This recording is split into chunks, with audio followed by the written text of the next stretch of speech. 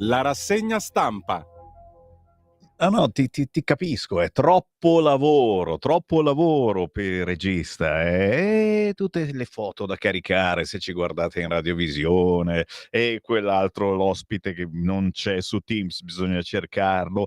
Qui si vuole strafare già di buon mattino, cioè voi pensate che iniziamo alle 7:30 e siamo qui alle 7:29? No, ore e ore prima, ragazzi, si prepara la rassegna stampa, si decide cosa leggervi e cosa non leggervi. E tu dici, Sammy Varin censura?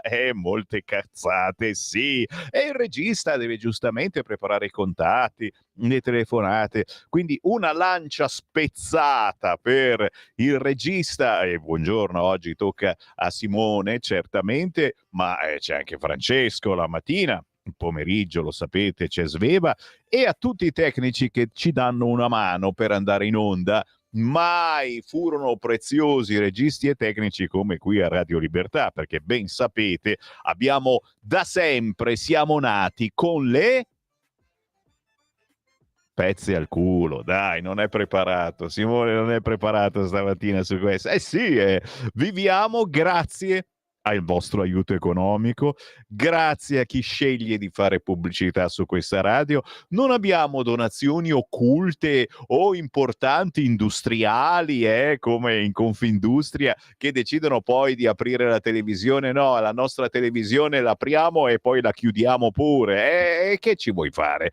Buongiorno da Sammy Varin, come va? Come va? Si vede che venerdì, il venerdì c'è un'altra atmosfera. Sarà che questa notte su Milano si respirava un po' meglio, è una sensazione, dici? Comunque il weekend andrà peggio. Sì. Allora, buongiorno da Sammy Varin, siamo a venerdì 27 giugno 2025, tante notizie interessanti.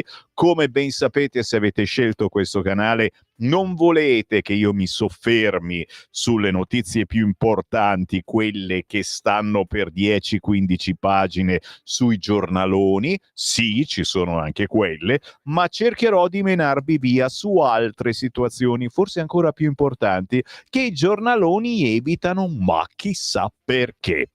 Intanto vediamo le aperture della notte sui siti internet. Il Corriere della Sera, come del resto Repubblica, parla di Bruxelles, perché sui dazi la Casa Bianca ha aperto un nuovo rinvio. Vertice UE, i 27 si spaccano su Gaza, questo è il sito del Corriere. Misure anti-Israele, Meloni e Merz frenano, lo vedremo anche sui quotidiani, certamente. La Meloni ha detto no, certo non va bene quello che Israele sta facendo, però non si può interrompere il dialogo, cosa invece che vorrebbe il PD. Dal Corriere a Repubblica, l'apertura, dazi, mossa degli Stati Uniti, rinvio e controproposta. Ecco le condizioni. Francia e Germania divise, come al solito, ognuno la pensa in modo diverso. L'Europa da sempre. L'uranio iraniano che è sfuggito ai raid, ci si chiedeva ma dove è sto uranio, dove l'hanno nascosto? Pare che gli ayatollah lo abbiano nascosto nei nuovi laboratori segreti. Queste le notizie della notte, ma adesso ci tuffiamo sui quotidiani, non prima di avervi ricordato il contatto anche di questo momento. Se avete qualcosa da dirmi, una protesta, una proposta, una segnalazione di un giornale, di una notizia, o semplicemente volete darci il buongiorno dicendo che ci state ascoltando, inviateci un messaggio WhatsApp. Il numero è 340 67 09 659.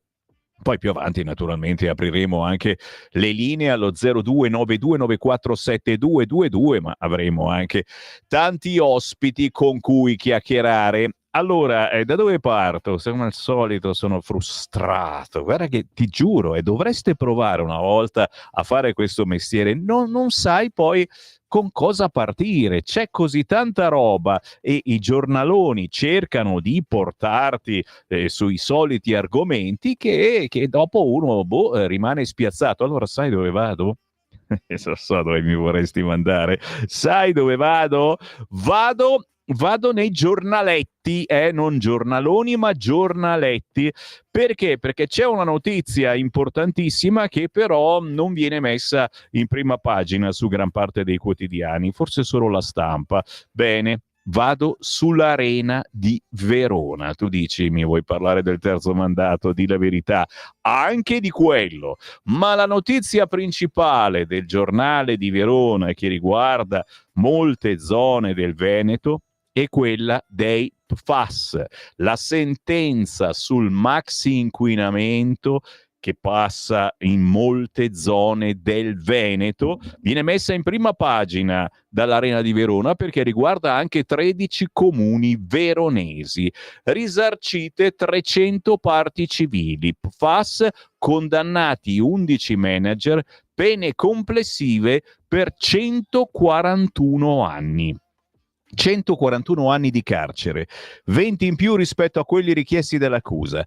La Corte d'Assise di Vicenza ha condannato 11 dei 15 manager dell'ex fabbrica Miteni di Trissino per inquinamento da composti perfluoroalchilici. Sono i PFAS, che ha toccato le province di Vicenza, Padova, 13 comuni del Veronese e 350.000 cittadini.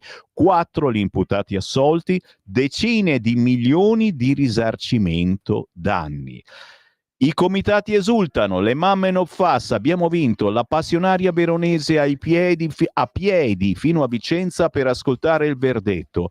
Le reazioni politiche, Zaia commenta il verdetto, giustizia per le comunità venete, la regione è stata la prima a segnalare il caso alla magistratura. Chiaramente molti di voi, lo immagino, si stanno chiedendo cosa sono questi PFAS.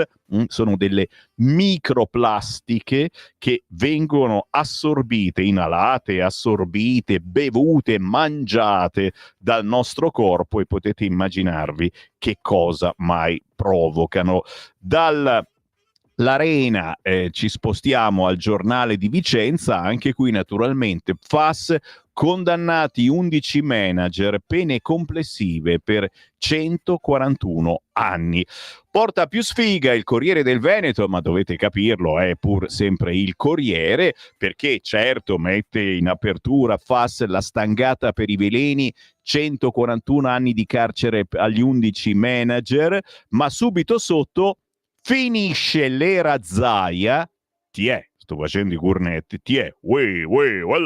parte la sfida, bocciato l'emendamento sul terzo mandato, non riesco a parlare, parlo poco, non riesco a dire terzo mandato, vi passo un attimo l'aiatollah, sì, quello di Bologna. Bocciato l'emendamento sul terzo mandato. Hai visto che sono riuscito?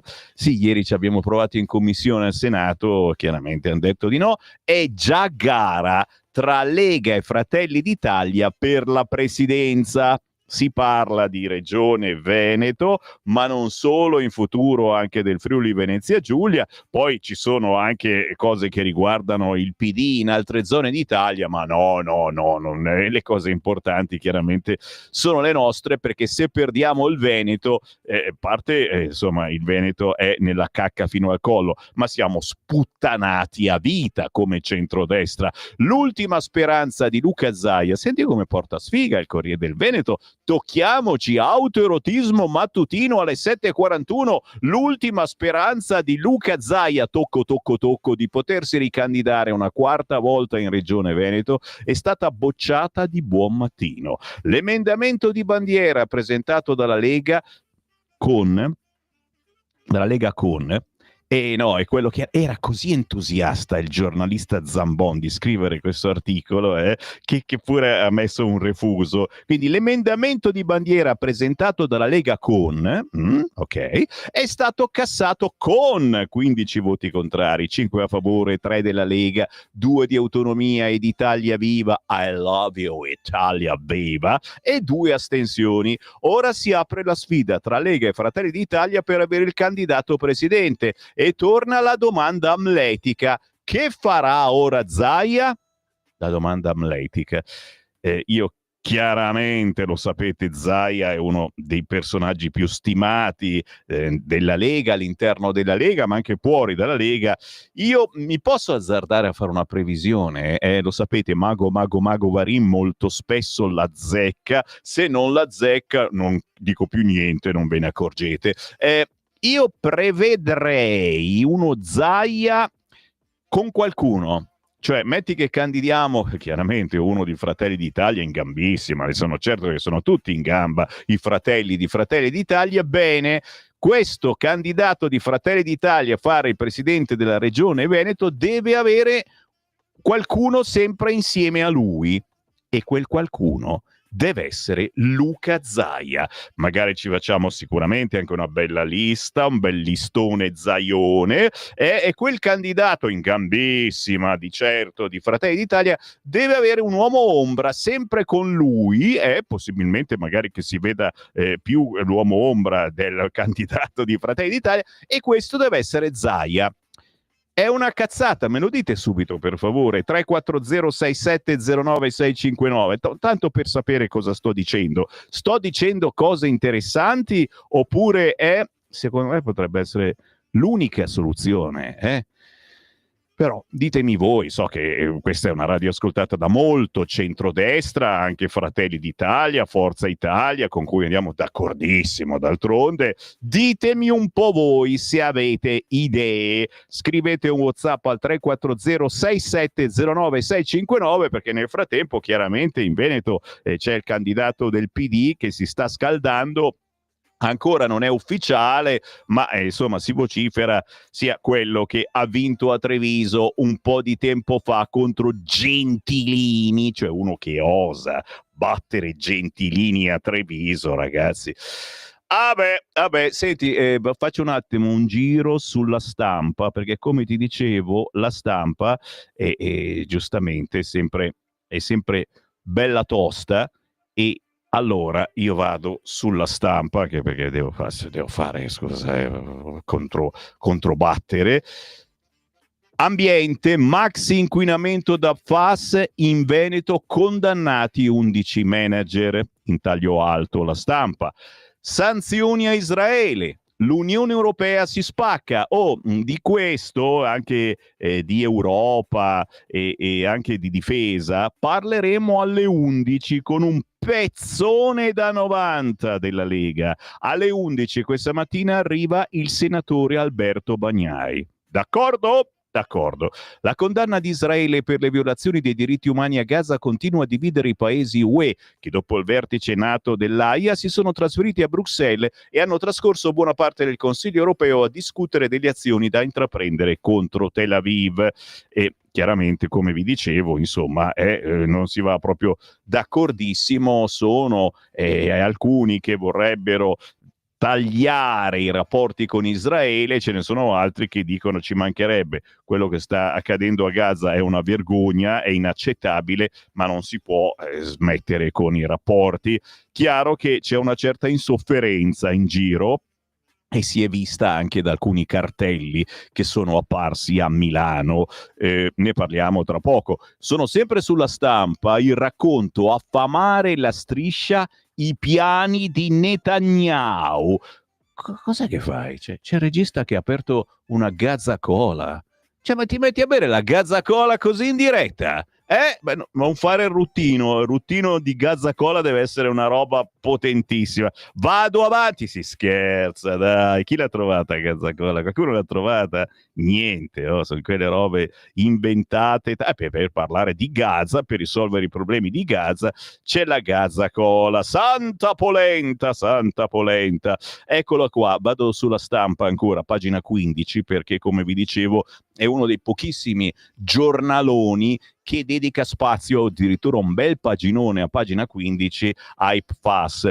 Quello dei FAS è un disastro ambientale, virgolettato.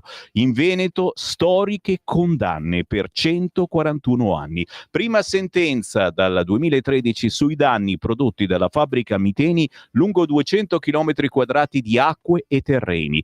Pene superiori alle richieste dell'accusa per 11 manager. Gli effetti sulla salute di residenti e bambini. chiaramente, signori, è da comprare oggi il quotidiano La Stampa, e lo so, voi non siete di sinistra, però ragazzi è importante questo argomento, anche perché di FAS, di queste plastiche, microplastiche, ne mangiamo tantissime ogni giorno e non lo sappiamo. Ci sono altri processi paralleli che riguardano queste cose, che hanno riguardato morti nei decenni passati.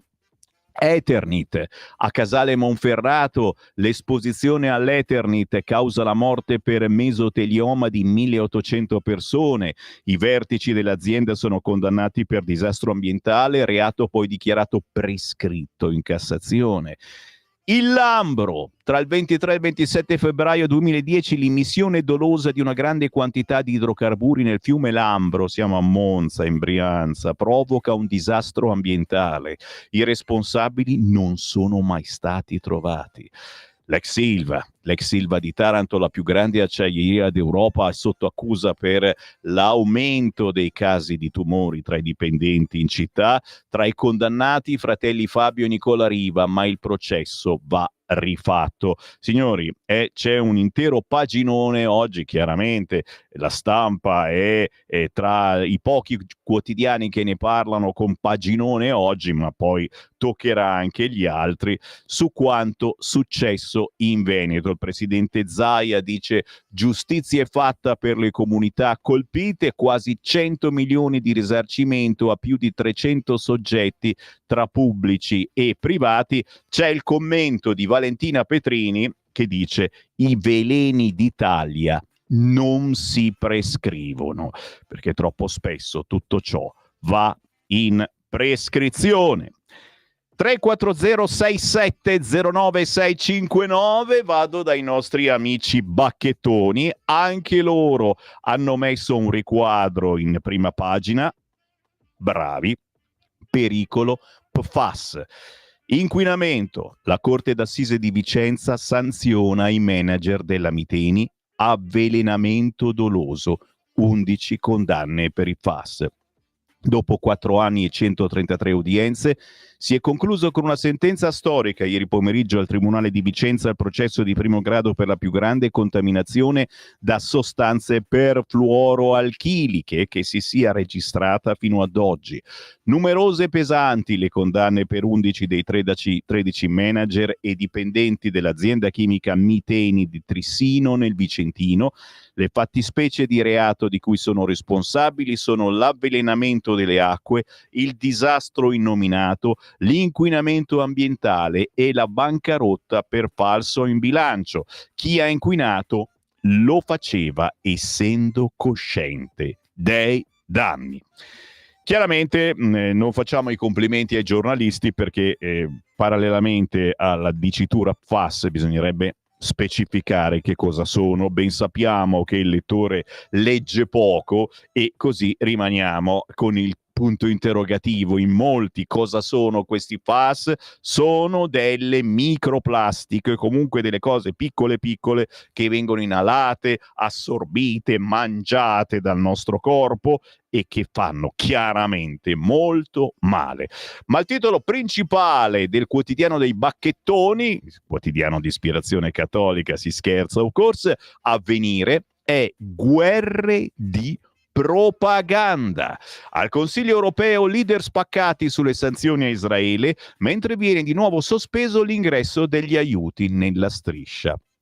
Naturalmente lascio a voi ogni pensiero su questo fronte. Certo è che, ripeto, ci sembra che si stia un attimino esagerando su questa cosa, e tu dici esagerando perché? Perché dovrebbero tenere sempre chiusi gli ingressi degli aiuti nella striscia. Cosa facciamo? Li diamo da mangiare ogni tanto? Il cuore del Papa sanguina pensando all'Ucraina, la situazione tragica e disumana di Gaza e al Medio Oriente devastato dal dilagare della guerra. Leone XIV torna a denunciare i drammi dei conflitti, parla di veemenza diabolica e si scaglia contro le cause spurie dei conflitti, frutto di simulazioni emotive e di retorica che occorre smascherare con decisione, perché, ammonisce, la gente non può morire a causa di fake news. Parole pronunciate in un giorno in cui da vari fronti riecheggiano fatti smentiti, accuse e controaccuse sulla guerra appena conclusa. Trump rivendica la vittoria USA e Khamenei, riapparso in video, parla di scacco all'America. A Gaza, nuovo blocco della distribuzione degli aiuti, mentre il Consiglio UE si spacca sulle sanzioni a Israele. Questo titolo principale di Avvenire, che però dopo parla anche di un allarme, anche questo un po' sottaciuto da alcuni quotidiani. Il 21% dei ragazzi è vittima dei bulli. E come ulteriore appunto, però scrive adolescenti stranieri i più presi di mira. Quindi non è vero che questi stranieri, figli del barcone, come dice quel cattivone di Sammy Varin, fanno i bulli nelle baby gang, tutte ste tamarrate. No, sono bullizzati. Addirittura i dati riferiti al 2023 mostrano che a finire nel mirino dei bulli sono soprattutto gli adolescenti di origine straniera, al nord più che al sud. Che cazzo, siamo così cattivi noi del nord? Ma ti giuro, qui cado dal pero. Se anche voi siete caduti dal pero, inviatemi un messaggio al 340 6709 659. Cambio subito giornale, ci mancherebbe altro. Dove vado? A proposito, a proposito di stranieri, immigrati, ecco qua il semi-varin razzista, ma in senso buono, chiaramente. Ecco, sul Tempo, signori, c'è un titolo che meriterebbe una fatwa, secondo me. Attenzione, attenzione, perché io lo leggo, però me ne lavo le mani e anche i piedi, perché sapete bene che non abbiamo tanto successo nel mondo islamico, noi di Radio Libertà, noi di centrodestra, noi della Lega, poi ti immagini. Attenzione, lo leggi tu per favore questo titolo, Simona? Poi leggi, mica scemo, va bene, lo leggo io, va bene, Maomatto, capito? Come non hai capito? Lo devo rileggere, Maomatto, capito? Cazzo c'è? Siete diventati sordi tutti quanti a questo? Maomatto, signori, questo è il titolo del Tempo di oggi, Maomatto. E scrive il Tempo, chiaramente. Chi c'è? Oh mamma, c'è Mohamed al telefono, oh cacchio. Oh no, quello di Bologna anche. No, per favore, no. Adesso non comincia. Senti, non l'ho detto io, Maomatto, assolutamente. Lo scrive il Tempo quest'oggi. Chiaro che se lo comprate è meglio. No, dai, ma c'è davvero. Vabbè, Simone, dai, passa l'imam. Simone, passiamo all'imam. Cos'ha da dire questo? L'Islam raggiunge tutti i posti del mondo. Dove arriva la luce, dove arriva il buio, adora il tuo Signore finché ti arriva la certezza, l'yaqin, la morte. Noi dobbiamo farle ricordare a queste persone che arriverà la morte. L'Islam arriverà in tutte le case. Va bene, basta così. L'Islam arriverà in tutte le case, chiaramente a queste parole farneticanti, ma loro ci credono e lo stanno facendo davvero. Questa è la cosa più grave. Noi rispondiamo, loro, quelli del Tempo, rispondono con questo divertentissimo titolo, dai. E fateci una risata, amici islamici. C'è anche su YouTube la barzellettina di quello che va al fast food. Tu l'hai vista? No, guarda, fa finta di niente, no? Lui non sa niente assolutamente. Va al fast food, chiede un panino e quello che gli fa il panino al fast food, dopo siamo a Roma, gli dice Maometto er ketchup. E quelli tirano fuori la mitragliatrice e li sparano, chiaramente. Maometto er ketchup. E adesso che casino, cosa facciamo? C'è fuori l'esercito che mi dice che si stanno avvicinando vai fuori un attimo, Simone, che tu ci dialoghi con queste persone, perché chiaramente ti scambiano per uno di loro. Simone è abbronzato come un nero, con un barbone lungo, adesso non esageriamo, non tocca terra, però è abbastanza lungo, per cui si mischiano, mandiamo spesso anche alla Coop a fare la spesa, perché è uno di loro.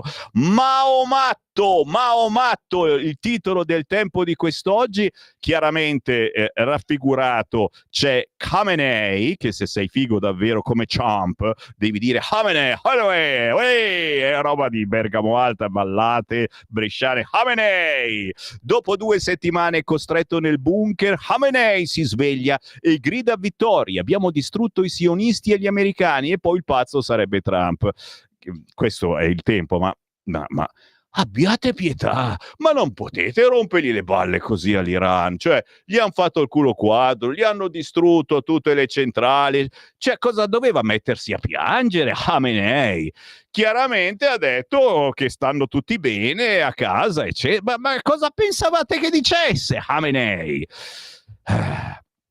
Mao matto, signori, sono curioso di sapere se succederà qualcosa, nel senso buono, mica attentati, non fate cazzate, però se c'è qualche imam, già hanno una certa lingua un po' incazzosa verso il centrodestra e verso la Lega in particolare, poi ve ne parlo, no? Però, ok, ci sono altre cose in prima pagina sul Tempo, c'è la pausa che incombe, i misteri della strage, i depistaggi di Via D'Amelio, il giallo dell'agenda rossa di Borsellino, perquisizioni dall'ex PM Tinebra, che non c'è più, ma perquisiscono. Sono scattate le perquisizioni nella casa dell'ex procuratore di Caltanissetta Tinebra, che indagò sulla strage di Via D'Amelio, in cui morirono Borsellino e gli agenti della scorta. Nel mirino i depistaggi. Gli inquirenti cercano l'agenda rossa del magistrato ucciso. C'è dietro qualche cosa, c'è dietro qualcosa. Verso le regionali, fallito il terzo mandato, via il braccio di ferro, Risico, Veneto e Campania, ma chiaramente ci sono migranti e nuova UE, lotta ai clandestini, Meloni alla guida della coalizione dei 14, l'asse commerce, ed infine tensioni in Europa, Ursula va a destra e fa infuriare Elly. La Schlein ha dichiarato: ora i voti del PD non sono scontati, perché non ha fatto proprio quello che voleva il PD, Ursula. Tan, da, da, da. Chiaramente c'è polemica anche su Bezos a tutti gli ospiti VIP di Bezos in laguna, domani le nozze tra le proteste e naturalmente tutto quello che accade a Venezia non piace al PD, è logico, se il PD non è d'accordo non bisogna farle. Ci fermiamo, c'è la pausa delle 8 minimo con una bella atmosfera da piano bar in compagnia di Reddy Bobbio.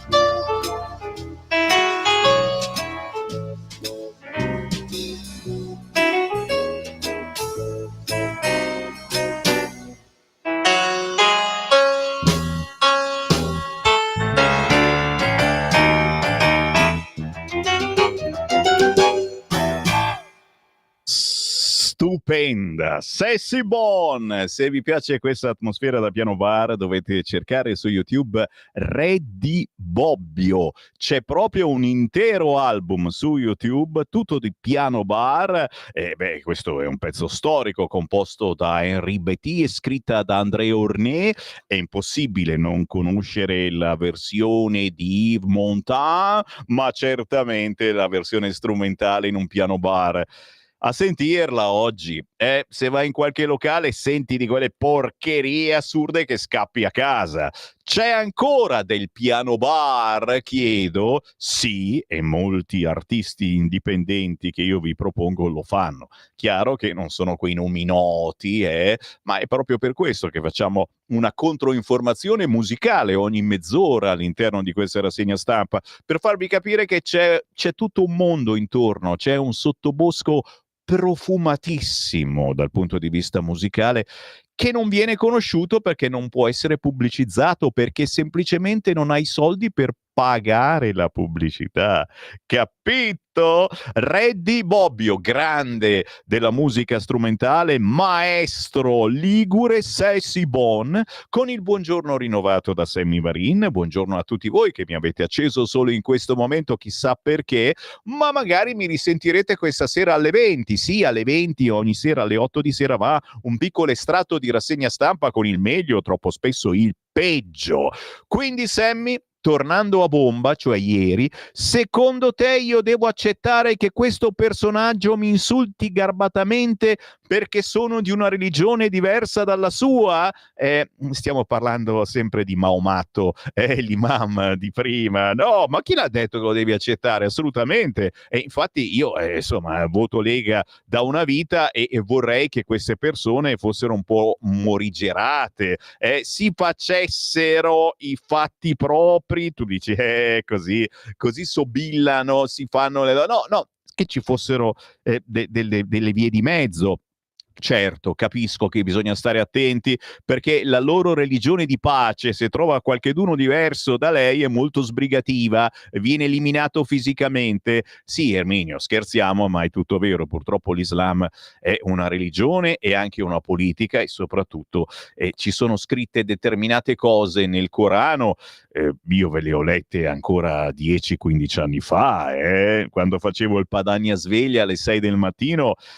Andavamo giù pesante su questi argomenti, abbiamo fatto venire qua quelli di La 7, vi ricordate? Alle 6 del mattino quelli di La 7 per capire che cosa succedeva nella mia trasmissione in diretta. Non che adesso siamo più leggeri, infatti fuori dalla sede della Lega da cui vi trasmetto c'è l'esercito. Veniteci a trovare qualche volta, dai, col salame.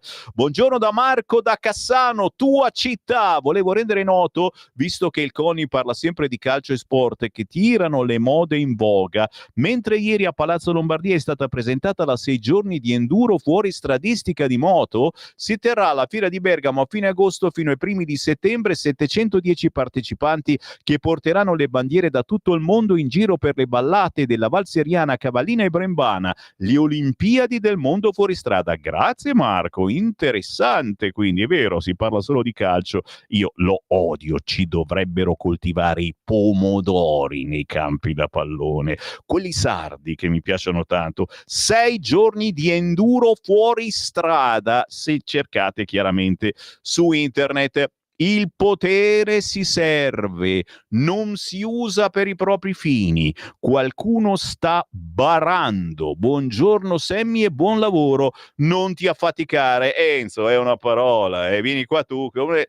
Non è il lavoro della miniera quello che faccio, però comunque è un qualche cosa che ti fa venire lo sciopone, capisci?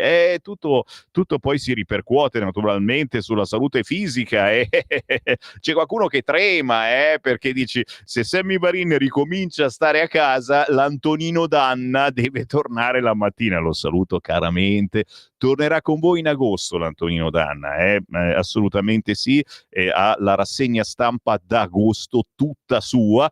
In questo periodo lo trovate la sera alle 18. A Zaia farei fare il presidente del Consiglio. Però bisogna aspettare ancora un attimino. È chiaro che per un personaggio del genere che rappresenta potentemente la Lega del passato, del presente, del futuro, bisogna fargli fare qualcosa di molto importante, non si può lasciarlo in disparte. Chiaramente sarà il sorpresone che sono sicuro Matteo Salvini sta preparando. Sto leggendo i vostri WhatsApp, non è che sto sparando a caso le robe, dici vabbè è normale, non diciamo niente. Sammy Varin, lo fai ogni minuto. 34067096659, non ci credete? Inviatemi un messaggio adesso, 34067096659, vedete se non ve lo leggo. Ma quale Fratelli d'Italia? In Veneto ci vuole un leghista tosto, altrimenti vince PD e dobbiamo pure sbrigarci. Bravo Silvio da Torino, assolutamente sì, con tutto rispetto per i nostri alleati di Fratelli d'Italia e della Lega. Secondo me si sta facendo un errorino, ma vedrete che si trova la quadra, come si dice qui in Bellerio. Buongiorno signor Sammy, io l'avevo già pensata prima che lei esponesse la proposta per Luca Zaia, bravissimo. Pina, lo so che la pensi come me, ma è bello, vedi, di fare Lega da tanti anni. Io sono un RIA del 1987, ho preso la tessera, sembrava di essere un terrorista nell'87, non l'ho detto a mio padre perché avevo FIFA eccetera, cioè ormai molti di voi l'hanno presa forse anche prima di me. Abbiamo un pensiero comune, no? Quindi a volte non c'è neanche bisogno di parlare ed è stupenda questa cosa, e succede molto spesso anche a Pontida. A proposito, è uscito il manifestino di Pontida, poi ve lo faccio vedere. 21 settembre, domenica 21 settembre, ci sarà anche Radio Libertà con il solito stand, faremo la diretta eccetera. Anche a Pontida molto spesso non c'è bisogno di parlare, c'è solo voglia di abbracciarci, però poi io parlo anche perché come faccio a star zitto.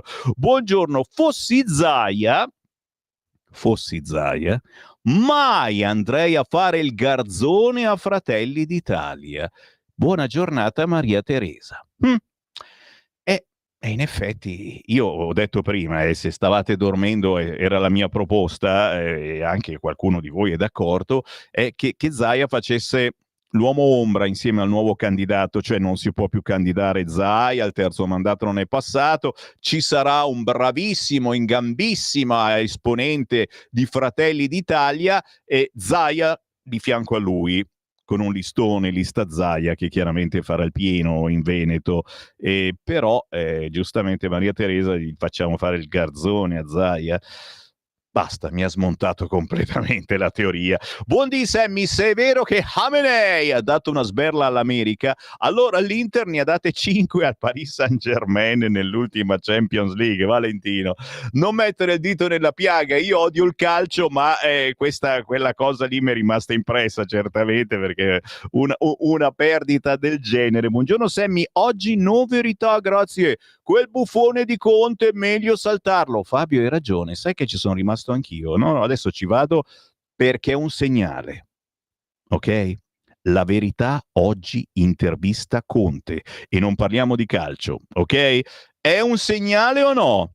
Ditemelo. Iniziate a pensarlo, no, qui c'è gente che va a vomitare in rete. Abbiamo appena pulito i bagni. Perché i civili palestinesi non si liberano di Hamas? Bella domanda, Marco da Milano. Diano almeno un segnale che non approvano il fatto di fare gli scudi umani per Hamas. bella anche questa frase, te l'ho detto, io sono tra i pochi che piange ogni giorno vedendo che sparano contro i civili in coda per avere cibo e acqua sulla striscia di Gaza. Non fanno pena a nessuno, è chiaro che tutti dicono è inaccettabile, anche la Meloni, eccetera.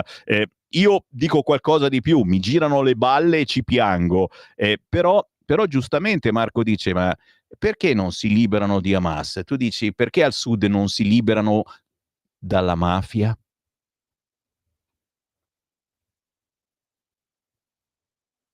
Non sento risposta. Sono quelle cose che poi uno... E vabbè, vado avanti. Gino, cosa mi tira fuori? Perché troppo idee che sono andati col PD.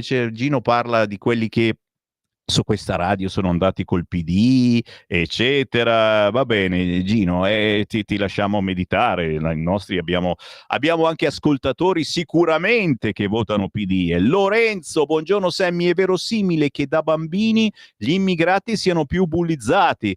Così si incazzano e crescendo ce la fanno pagare con gli interessi. Anche qui, Lorenzo, come posso non darti ragione? È vero, è vero. Parlavamo prima di questa indagine che dice che purtroppo troppo spesso i ragazzi sono bullizzati e gran parte di questi sono immigrati, nel senso che sono neri, sono di colore e quindi perché sei nero vieni bullizzato e appena puoi ti vendichi. Hai capito? E Lorenzo ci ha spiegato tutto quanto. Cerchiamo di fare a meno, pensiamo a altre cose. Tu dici, ma quando sei giovane cosa pensi? Per me è una cosa bellissima. Io molto spesso veramente mi piace. I miei figli Tabata ed Elia hanno avuto splendidi compagni di colore, di tutti i colori, alle elementari e alle medie. E qualcuno è venuto anche da noi a pranzo, a cena, eccetera, ed è bellissimo, insomma, soprattutto poi sentirli parlare con la cadenza milanese, bergamasca, varesotta. Questo vuol dire integrarsi, è importante. Quando li vedi su Instagram che parlano in questo modo, è nostra la città, è nostra queste... Che cosa hanno studiato, che cosa hanno integrato questi. PFAS uguale interferenti endocrini, uguale nei maschi riduzione del testosterone, riduzione del volume testicoli, riduzione della lunghezza del pene, uguale aumento in fertilità maschile. Scusate la brutta notizia per i nostri giovani. Mary, io non so se tu pensi, sembra che sto scherzando a queste cose, ma non è purtroppo solo questo il problemino, ci sono altre cose che i FAS, queste microplastiche, provocano e avete visto su alcuni giornali, per fortuna se ne parla. Buongiorno, i ragazzini di 15 anni hanno rifilato un bel 7-1 alla nazionale svizzera donne di calcio. Bravo Marco, grazie della segnalazione. Oggi ti ascolto più intensamente, direi che sono in vena. E si vede qualcuno che fa lo spiritoso e guarda che io ormai sono un abitué di queste cose. Per me Federica può andare a casa, così smette di fare affari con le multinazionali del farmaco. Ci sono ancora i Novax che si ricordano di quei poveracci a Trieste spruzzati via dagli idranti. È vero, è stata una bruttissima scena, certo, ma non per questo lì da quelle parti Federica non ha lavorato bene. Si può anche sbagliare. Ok, Zaia, basta che non dica sempre noi veneti. No, e vince proprio perché dice noi veneti, Ciao Sammy, a Milano chi mettiamo? Ok, Marco mi ha rovinato la giornata. Basta, mi fermo perché siete come la droga, continuate a scrivere, siete bastardi dentro perché poi si incacchiano alcuni che non faccio la rassegna stampa, è colpa vostra. Mi continuate a scrivere messaggi al 340 6709 659. Basta, tronco. Eccolo qua, di nuovo Mao Matto sul Tempo, fatua chiaramente per i giornalisti del Tempo, soprattutto il direttore Tommaso Cerno. Sto scherzando, però ripeto, è un titolone potente per i bacchettoni islamici. Entro dentro al Tempo perché mi interessa, pagina sto campionando 4, lotta ai clandestini, Meloni guida la coalizione dei 14 e ai sì di Merz. Al Consiglio europeo, vertice dei paesi che chiedono rimpatri veloci, passa la richiesta di cessate il fuoco a Gaza, su cui si è spesa l'Italia. Scrive Pietro De Leo oggi sul Tempo. L'Italia continua a essere il perno per la costruzione di una strategia europea di lotta ai flussi migratori irregolari. Lo conferma anche il Consiglio UE che si chiude oggi a Bruxelles. Ieri infatti, a margine della seduta dei capi di Stato e di Governo, si è svolto un vertice dei paesi più concentrati sul dossier. La Presidente del Consiglio Giorgia Meloni è stata insieme alla collega danese Frederiksen e all'olandese Scoop, promotrice del mini summit ormai diventato quasi una costante nei vertici europei. Oltre ai paesi organizzatori, la Presidente della Commissione Ursula von der Leyen erano al tavolo, va bene, Austria, Belgio, Cipro, Germania, Grecia, Lettonia, Malta, bla bla bla bla. Una nota di Palazzo Chigi informa che la numero 1 dell'esecutivo UE ha illustrato i principali filoni di lavoro della Commissione. Vabbè, comunque si sta andando avanti e si conferma il ruolo portante dell'Italia su un approccio nuovo al tema migratorio, in cui si investe sulla dimensione internazionale la collaborazione tra paesi occidentali per affrontare il tema. Quindi al G7 l'inclusione del punto sull'immigrazione nell'ordine del giorno proprio grazie all'impegno italiano, la particolare sintonia con Merz certifica quella sinergia politica che si va via via sviluppando tra conservatori e PPE, che vede nel contesto governativo italiano, con l'alleanza tra Fratelli d'Italia e Forza Italia, e la Lega dov'è? Il fulcro in cui nascono i presupposti. Vabbè, queste sono tutte chiacchiere, comunque non c'è... però tutte queste chiacchiere fanno infuriare chiaramente il PD. Sappiatelo, e infatti non sono proprio felicissimi nel riguardo, soprattutto di Ursula. Guarda qua sul Tempo, siamo a pagina 5. Ursula vira a destra ed Elly va su tutte le furie. Non scontati i voti del PD, ma è isolata pure nel PSE. La segretaria Dem anche contro il PPE. Non accettiamo i due forni. Con lei solo i socialisti spagnoli, quelli che hanno detto no a tutto quanto. Chi dice no è col PD. Alfieri, senza noi mancano i numeri. Prossima fermata a Bruxelles, scrive Aldo Rosati sul Tempo. Per ora è una minaccia, o meglio una pistola caricata a salve, quella che Elly Schlein ha puntato in direzione di Ursula von der Leyen. Nel suo primo incontro dal vivo dall'inizio della legislatura con la delegazione italiana di eurodeputati Dem, la segretaria ha reiterato il messaggio: Ursula deve capire che i nostri voti non possono essere dati per scontati, ok? E quindi certamente, giustamente bisogna capire da che parte andrà Ursula e soprattutto cosa dirà sulle argomentazioni riarmo, sul Medio Oriente, su cose che non sempre proprio vanno a braccetto con il PD. Vado avanti, sono sempre sul Tempo, signori, e non si può non parlare dell'addio al terzo mandato, scrive a pagina 6. Fallito l'ultimo tentativo della Lega. Via il braccio di ferro dei governatori, dalla Campania al Veneto, chi è in corsa?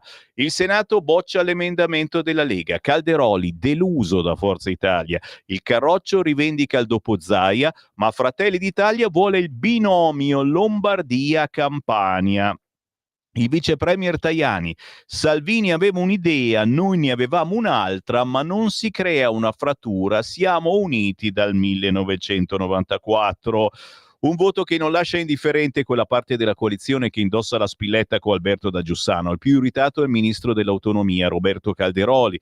Pur avendo visto di buon occhio la disponibilità della prima forza della coalizione ad affrontare l'argomento e a trovare delle possibili soluzioni, non apprezza il muro eretto da Forza Italia. Quanto deciso a Roma tocca soprattutto chi aspettava un via libera da Roma per ricandidarsi. Attilio Fontana, presidente della Lombardia, ad esempio, parla di schiaffo in faccia ai cittadini. Non si pronuncia invece il doge Luca Zaia. Secondo i ben informati, il piano B dei governatori del Nord si basa su un rinvio delle elezioni al prossimo anno, anche perché ci sono le Olimpiadi, una linea su cui si ritrova pure il presidente Dem De Luca, pure se tale ipotesi non convince del tutto i suoi compagni di partito, vedi Gianni. Una cosa è certa, quanto deciso in Parlamento non dividerà la maggioranza, ok? Questo è poco ma sicuro, però girano le balle. Gianluigi Paragone dice quella regola dovrebbe valere per tutti o nessuno. Sì, perché certi possono essere rieletti a vita, Presidente della Repubblica, parlamentari, eccetera, e invece sindaci e presidenti di regione no. Perché?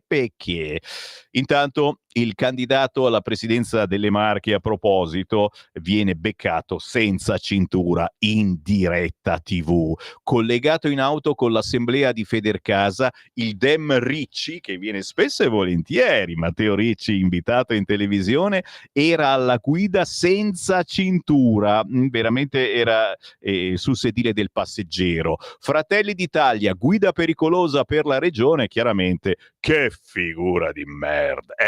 Vabbè, gli vogliamo bene lo stesso. Come no? Certo, è del PD, lo amiamo. 8:23. Sì, tra poco la pausa, ma vado avanti, sono ancora sul tempo perché questa faccio a meno di leggervela. C'è l'intervista a Raffaele Nevi, quello simpatico portavoce di Forza Italia.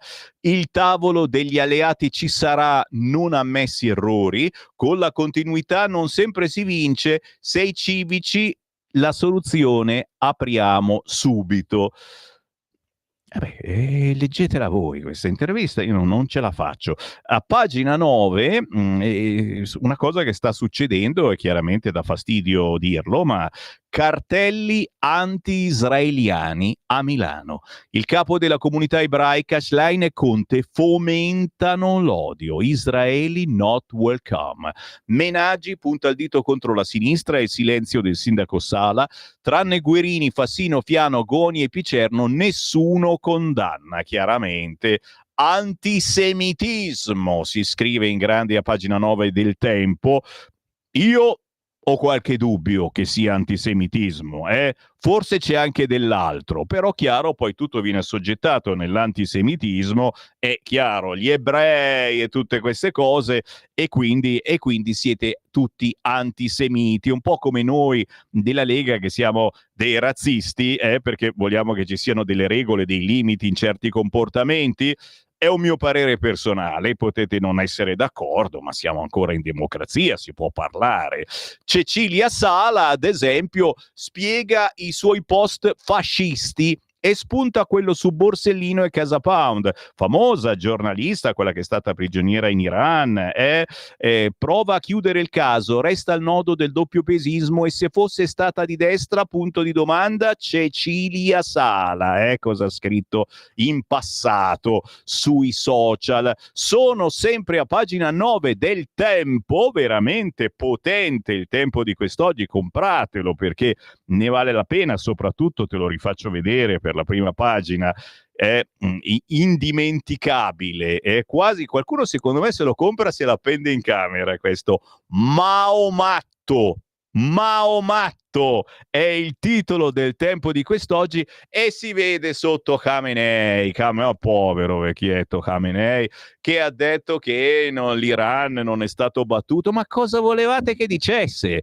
Ma povero vecchietto, gli hanno rotto tutto e c'è tutto rotto, ma noi stiamo bene, dai, e lascialo parlare. Oh signor, le polemiche anche che l'Iran ha detto che non è vero, che hanno distrutto tutto, poi magari ci hanno ragione loro, l'uranio l'avevano spostato nel frattempo. Sto andando avanti. Non mi sono perso nel Maomatto. A proposito di Mao, l'ex predicatore, no, dopo parlo anche di Bertinotti, certo, perché comunque Bertinotti è tra quelli che appaiono in queste ore sui giornali. Lui vende quadri, se vi interessa. L'ex predicatore di Bologna, l'imam espulso, minaccia la Lega e la satanica Cisint. L'imam di Bologna, no quello che è andato in diretta prima, quello di prima, che era ancora più simpatico, è stato espulso negli scorsi mesi per motivi di sicurezza nazionale e per il suo aperto sostegno alla Jihad e ad Hamas. Zulfikar Khan non smette di attaccare i rappresentanti della Lega e l'europarlamentare Anna Maria Cisint, che definisce satanici. Siamo un po' satanici quest'oggi, accusandoli di essere nemici dell'Islam e minacciando: non ci siamo dimenticati di Monfalcone. Dove avete perso le elezioni, cari amici islamici, ve lo vorrei ricordare. A rispondere è la Cisint, europarlamentare della Lega ed ex sindaca di Monfalcone, che sottolinea come il violento attacco rivolto contro di me, il mio partito e Matteo Salvini ci dice che siamo dalla parte giusta della storia. Servono contromisure forti. Così sul quotidiano Il Tempo. L'ex predicatore di Bologna minaccia la Lega. C'è la pausa, certamente c'è la pausa, tra pochissimo chiaramente per controcanto andrò su Repubblica, minimo per farvi godere. Nella pausa ascolterete il nostro grandissimo Acerbis, il meteo, ma anche una bellissima canzone del cantautore lombardo, anzi di più, di Vimercate, ancora di più, della zona di Oreno di Vimercate, adesso non so la via, si chiama Icaro Ravasi, tra pochissimo su Radio Libertà. Stai ascoltando Radio Libertà. La tua voce libera, senza filtri né censura. La tua radio.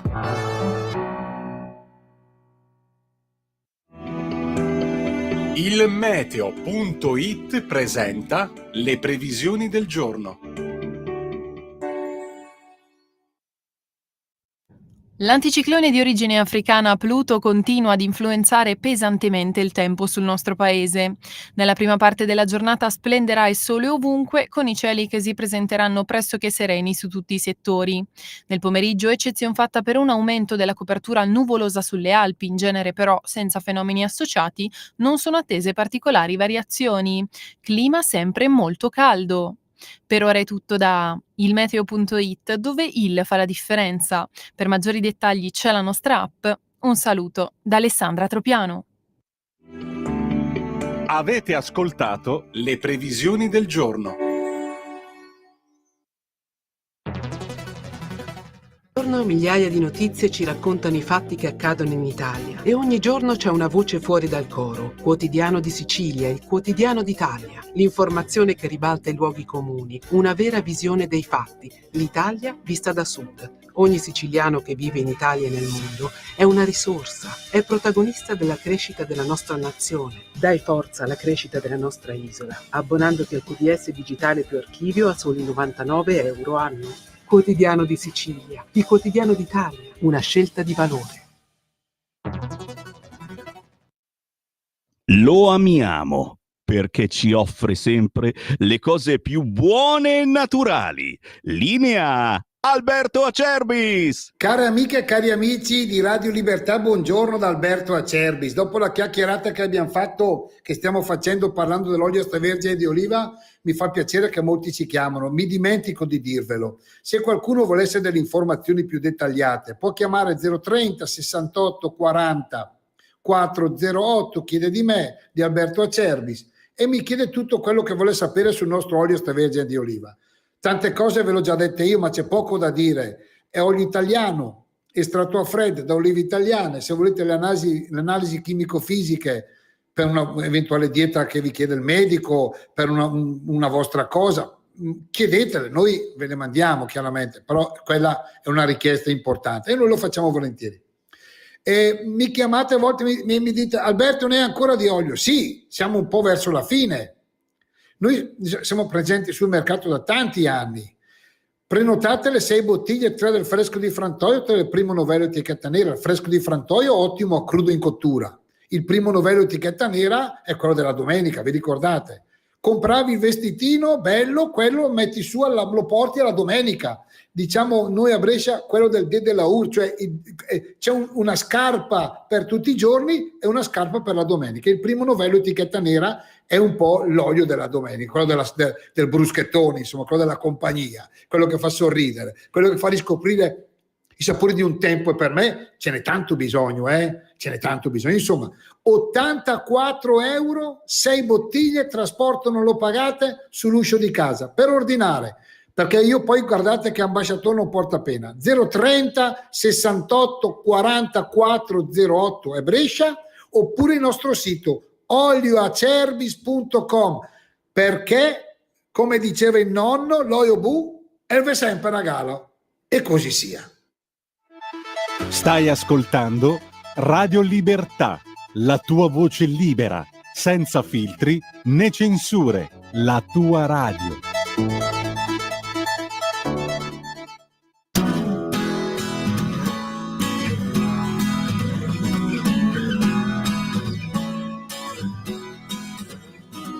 Sento l'orologio, già mi sta parlando e mi devo alzare. Scopro un altro giorno, scendo per le scale e lascio una canzone. Corro lungo il viale verso la stazione. Ho solo 2 minuti, il tempo di arrivare. Piene le carrozze, gente ancora sale, occhi appesi e stanchi, guardano giornali, corre il treno avanti, corre sui binari.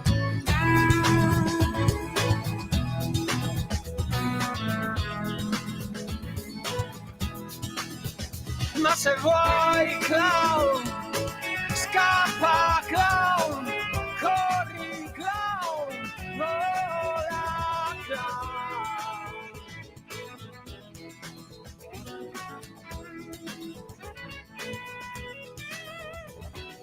Ma son freddi e stanchi questi ultimi metri, preso chiuso in gabbia, sono fra pareti.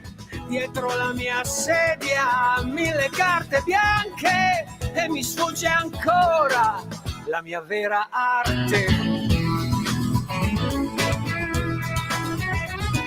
L'arte di cantare e non di calcolare, l'arte di capire e non di ubbidire, l'arte di viaggiare per poi ritornare e saper contare 1000 storie care.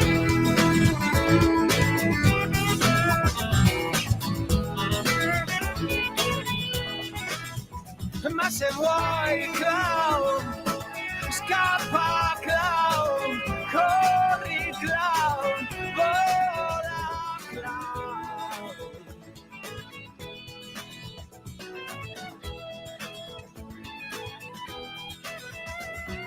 E stanotte fuggirò con 2 soldi e cane, un cappello e abiti vecchi da buttare. Mi travestirò da clown, pronto per danzare. La chitarra porterò in un mondo tutto da inventare.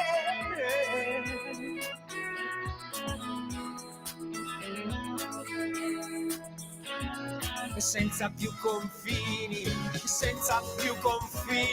nelle piazze e nei cortili, aprirò il sipario col mio cane e uno scenario fatto di colori, un pagliaccio e fiori, fatto di risate e notti illuminate. Potente questa ballata moderna dal sapore eco rock. Lui si chiama Icaro Ravasi, cantautore e poeta brianzolo. Questa ballata è accompagnata da un videoclip animato in 3D che racconta di un giovane impiegato che, oppresso dalle rovine lavorative, la routine terribile del lavoro, molla tutto per seguire la voce del cuore e diventa un clown itinerante. Infatti si intitola Io Clown, Icaro Ravasi. Il buongiorno si sente dal Varin, certo, Sammy Varini tornato in onda con voi, rassegna stampa solo tra virgolette perché in realtà è un qualcosa di più, abbiamo superato il concetto di rassegna stampa, ci sono dentro anche i vostri messaggi al 340-6709-659, ma dopo le 9 ascolteremo anche le vostre chiamate allo 0292947222. Terzo mandato, Zaia è un fuoriclasse. Non può fare il servo. Sono ascoltatori che mi scrivono dicendo, visto che è fallito il terzo mandato, affiancare Zaia al prossimo candidato che magari non sarà della Lega in Veneto, che ne pensate? Affiancarlo vuol dire andare in tandem, nel senso che sono sempre insieme, eccetera, quindi alla fine la presenza di Zaia che cavolo, giustamente mi state scrivendo, no, Zaia è qualcosa di più, non può fare l'accompagnatore. Zaia è stato un ottimo ministro dell'agricoltura, diventare presidente del Consiglio sarebbe una grande alternativa alla Meloni. Massimiliano da Milano, che tentazione. LL, solo Meloni potrebbe rappresentare Fratelli d'Italia in Veneto, ma senza l'animo veneto di Zaia non varrebbe una sua unghia. Cioè, te la immagini, la Meloni che ti parla romanesco in Veneto, resiste 30 secondi, preciso, io sono lombarda. Ma stasera ci sarete a Messina per Vannacci? Scusami, mi sono perso qualcosa. L'anno scorso ho fatto anche la foto con Sammy Varin e mio padre ha comprato l'orologio e il cappello. Bravo, bravo questo ascoltatore. Abbiamo parlato di Pontida, sono usciti nuovi manifesti, ora ve li faccio vedere. Domenica 21 settembre siamo a Pontida. È chiaro che vi aspetto al gazebo della nostra radio. Io sono lì dalle 7 del mattino, c'è Sammy Varin fino alle 4, alle 5 del pomeriggio a fare foto, a vendere. Vendiamo qualunque cosa. Orologi, Coca-Cola, Gazzacola per tutti, cappellini, mutandine, anche le mutande. Assolutamente sì. Fatemi diventare serio perché vado su Repubblica, dazi UE, aumento rinviato, vedi che ci sono le buone notizie, ma su Repubblica Papa Leone condanna Riarmo, arricchisce i mercanti di morte, potentissima questa frase di Papa Leone, arricchisce i mercanti di morte.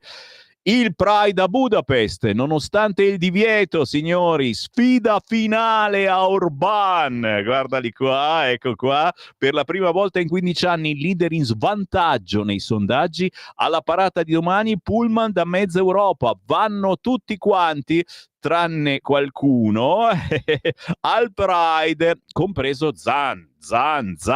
Saremo in tanti per dare una spallata, non abbiamo paura, ci sarà anche Alessandro Zan al Pride di Budapest in Ungheria. Un dovere morale dopo la messa al bando della manifestazione scolpito nella pietra da Orbán, ma l'europarlamentare del PD spara alzo zero contro Ursula, accusata di avere taciuto sull'ultima torsione autocratica del premier ungherese, sta voltando le spalle ai diritti alla maggioranza che la sostiene in Parlamento solo per fare un favore a Meloni e ai sovranisti.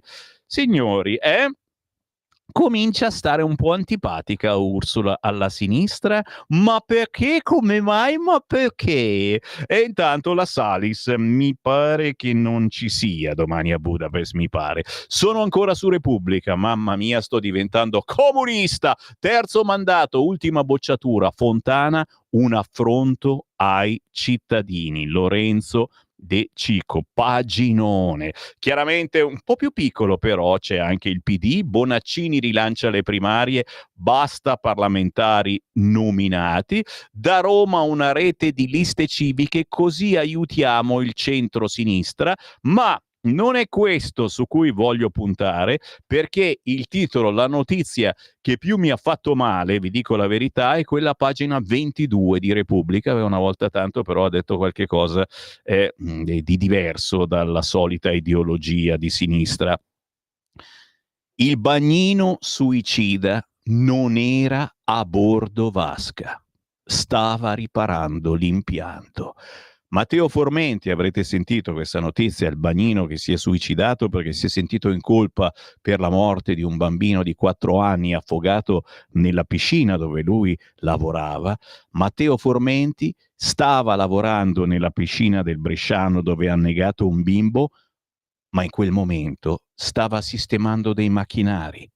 Non era lì, non poteva vedere, non poteva fare nulla.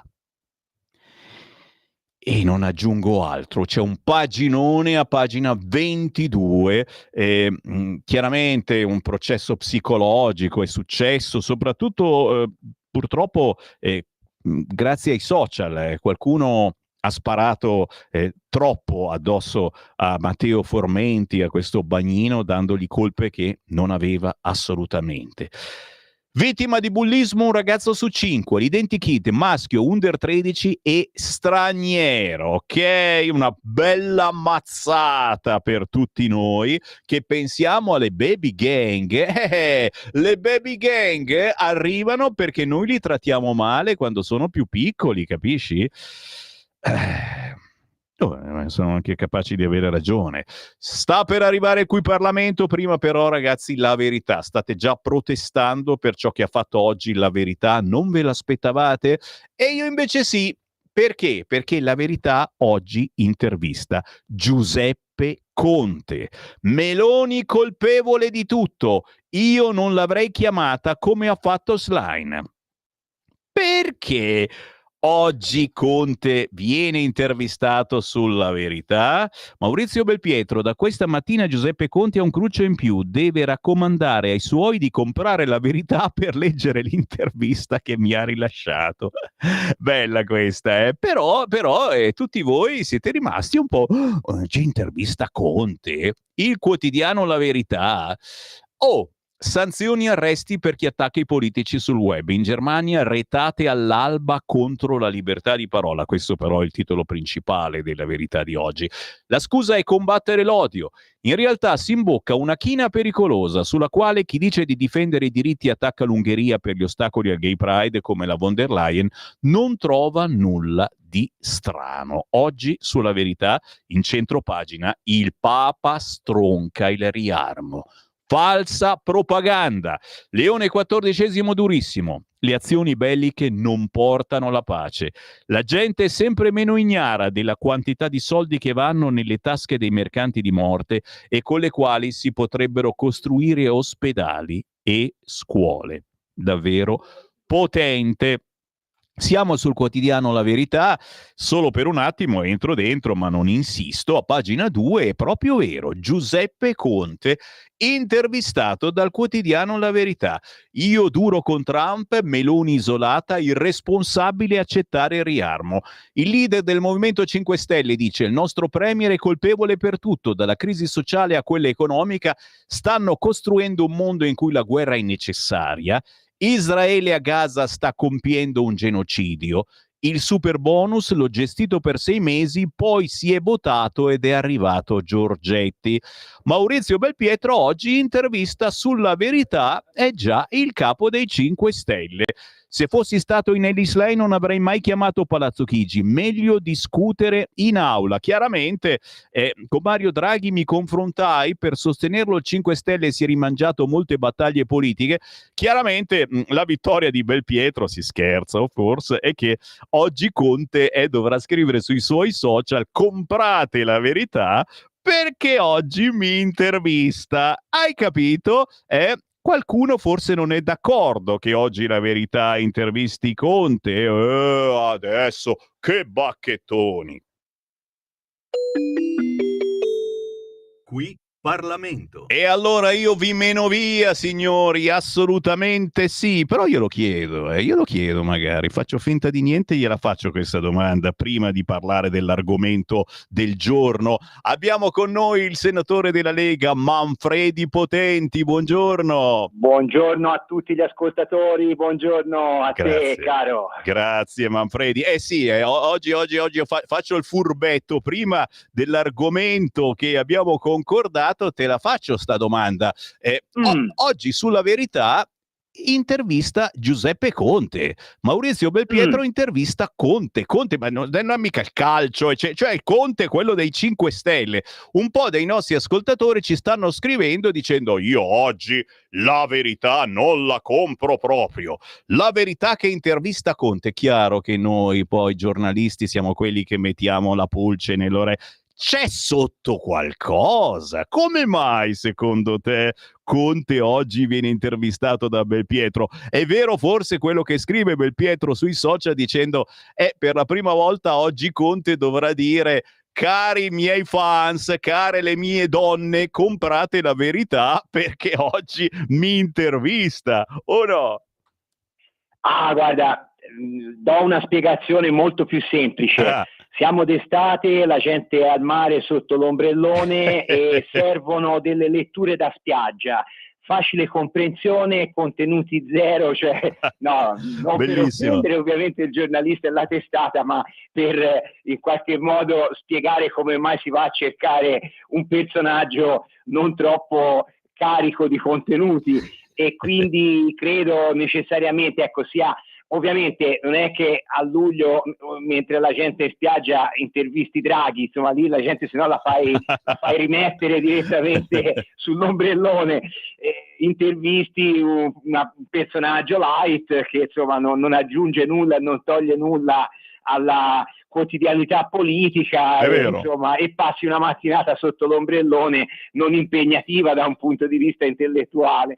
È vero, e poi dice tutto il contrario di tutto Conte, no? E quindi va bene un po' per tutti, sia che sei guerrafondaio che sei pacifista, è la stessa cosa. Vabbè, dai, scherziamo un po', però adesso invece parliamo di una cosa seria che riguarda tutti noi, tutti voi che siate di destra o di sinistra, perché l'animalismo è veramente trasversale, l'amore per i nostri animali è grandissimo, molte volte amiamo più gli animali degli esseri umani e ci sarà un motivo. Non lo sapete, ma il senatore Manfredi Potenti, tra le altre cose, si occupa qui in Lega del Dipartimento Nazionale di Tutela del Benessere degli Animali. E c'è una bella novità che arriva addirittura da dove vi parliamo, dalla Lombardia, un PDL al Parlamento italiano che vuole portare al superamento della vecchia distinzione tra cani pericolosi e cani innocui. Lo sapete, molte volte vediamo persone che portano in giro cani che fanno veramente paura e non sempre sanno come trattarli, e bisogna, non dico addomesticarli, ma comunque devono avere un'educazione. Insomma, alcune tipologie di cani necessitano di una formazione particolare da parte del proprietario. È partita dalla Lombardia questa proposta, sta arrivando a livello nazionale. Di cosa si tratta, Manfredi Potenti? Sì, allora anzitutto precisiamo che se ci sono determinate tipologie di animali che fanno paura è perché i proprietari non danno garanzie evidentemente di saperli gestire. Vero. Questa è la filosofia che ha animato sia dapprima la proposta di legge dell'onorevole Ziello che abbiamo presentato alla Camera dei Deputati a maggio, e adesso la proposta che ha curato il consigliere regionale Anelli, con il quale in questi giorni ovviamente ci siamo sentiti. L'amico Roberto insomma ha curato e ha portato avanti insieme agli altri consiglieri regionali questa proposta che ha come filosofia quella di, come abbiamo più volte detto, formare l'uomo per non criminalizzare l'animale. Cioè è oggettivo e naturale che ci siano delle razze, delle tipologie di cani cosiddetti molossoidi o cani da presa che abbiano determinate caratteristiche fisiche che quindi siano nati, diciamo, con una predisposizione particolare rispetto ad altri cani, ma per far capire ai nostri ascoltatori non è pericoloso in sé, diciamo, facciamo un paragone con un'autovettura, non è pericolosa in sé la Ferrari rispetto a un'utilitaria, è pericoloso l'utilizzo che se ne fa. Cioè se io vado a 200 all'ora lungo una strada extraurbana o prendo un'utilitaria, diciamo mi arresto e non metto il freno a mano, voglio dire, i tassi di pericolosità delle cose, degli animali, cioè sono relativi all'utilizzo che se ne fa. Quindi con questa legge si vuole introdurre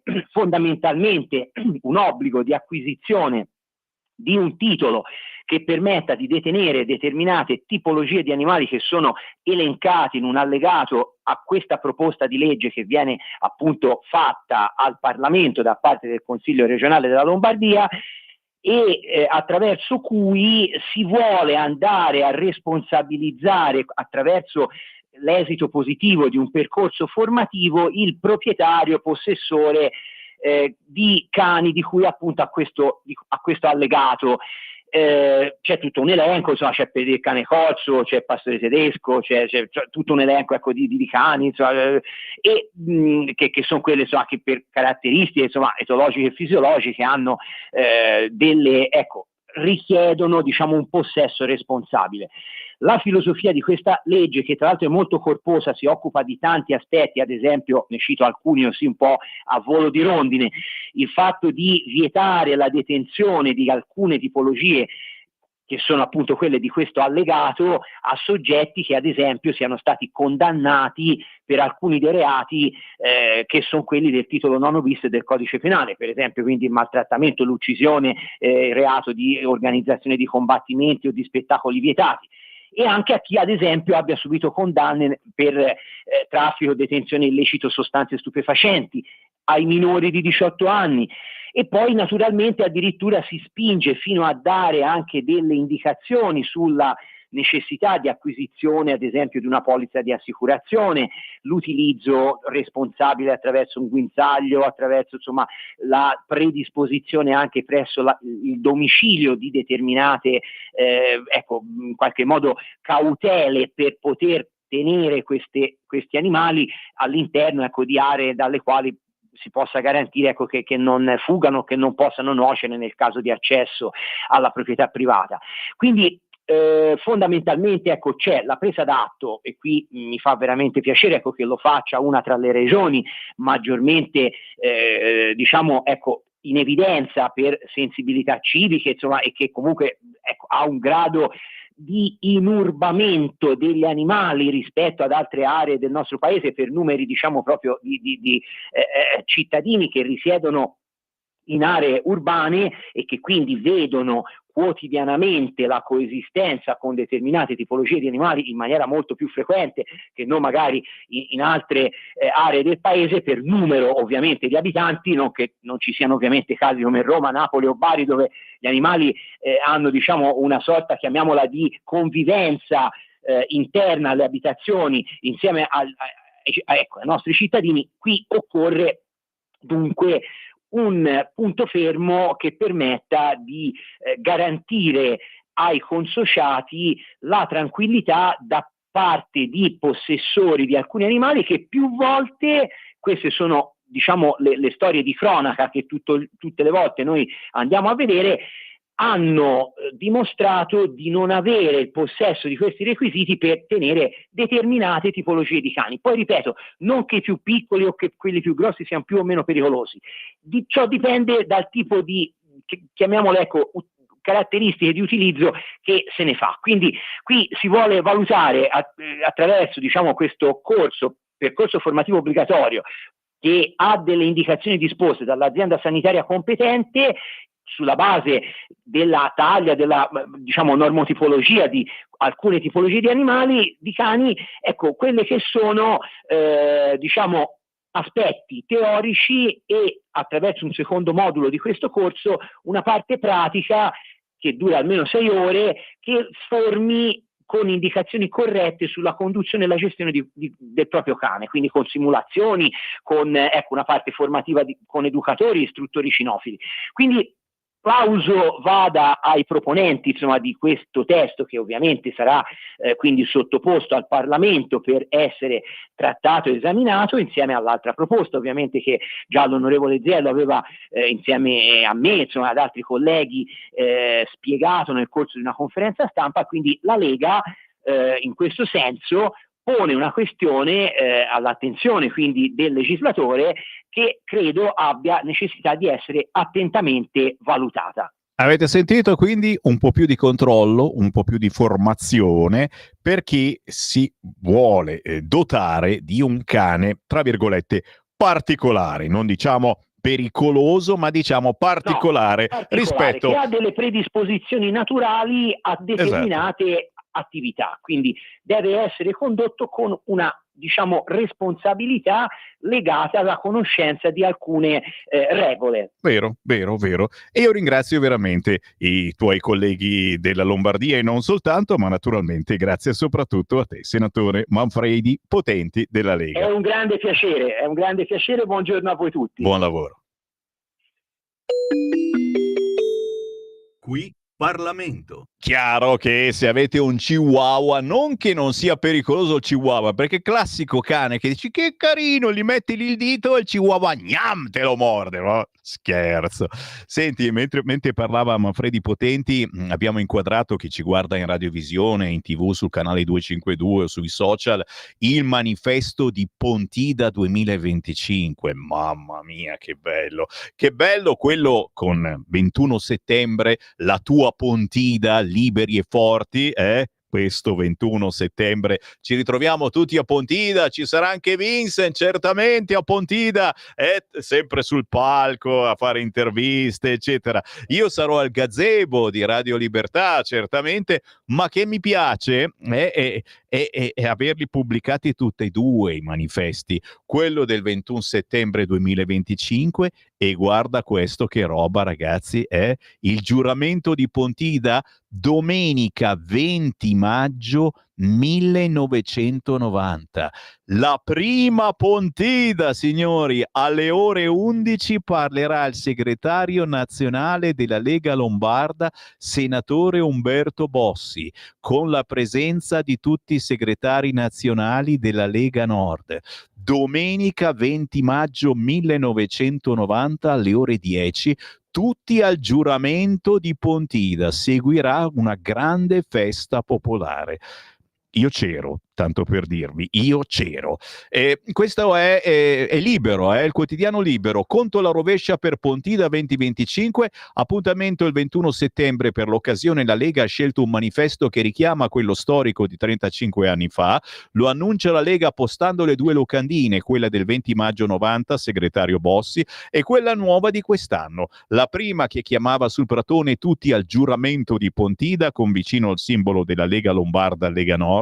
L'ultima con lo slogan La tua Pontida, liberi e forti, e il simbolo della Lega Salvini Premier. Dunque un richiamo al passato che sorprenderà solo i più distratti. L'importanza di richiamare le battaglie del passato attualizzandole era stata il perno del discorso di Matteo Salvini al congresso di Firenze, tenuto subito dopo la sua rielezione per acclamazione. Nulla di nuovo dunque sul pratone di Pontida, se non una Lega che guarda avanti, ma senza dimenticare la sua storia e le sue battaglie che dall'autonomia all'immigrazione non sono mai state abbandonate. Ne parla quest'oggi non solo il quotidiano Libero, ma anche altri su cui torneremo certamente, ma visto che ho ancora 30 secondi, non di più, solo 30 secondi, ritorno sulla Verità che oggi intervista Conte con Maurizio Belpietro e vi state ancora domandando ma perché?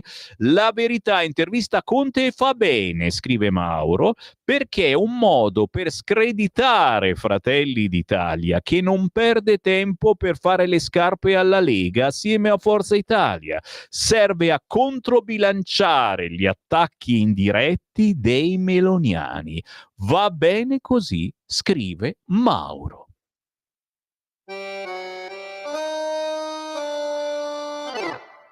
Che meraviglia, che meraviglia, basta poco, basta un battito di ciglia. Ah, che meraviglia, la mia vita nei miei sogni mi assomiglia. Devo scappare dalle mie debolezze, devo cercare facili carezze. Ad occhi aperti sogno un'altra vita, perché ho bisogno di una via d'uscita. Me la racconto e poi ci credo, me la racconto e poi la vedo. Tra le mie braccia sento ancora il tuo profumo sulla faccia. Sei sempre stata tu dentro di me, malato di sogni sì, malato di te. Sei sempre stata tu, la mia follia, sorrisi e lacrime in una bugia.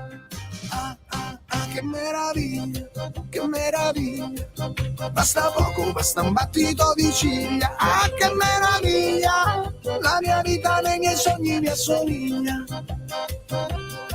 Devo scappare che è arrivato il dottore, devo cercare di non farmi svegliare, in un castello oppure in mezzo a una strada, stammi vicino sì comunque vada. Non voglio niente, perdutamente, non voglio niente, sarà per sempre, giorno per giorno, tra quattro mura un gabinetto ho fatto un sogno. Sei sempre stata tu, dentro di me, malato di sogni sì, malato di te. Sei sempre stata tu, la mia follia, sorrisi e lacrime in una bugia. Ah, ah, ah, non andar via,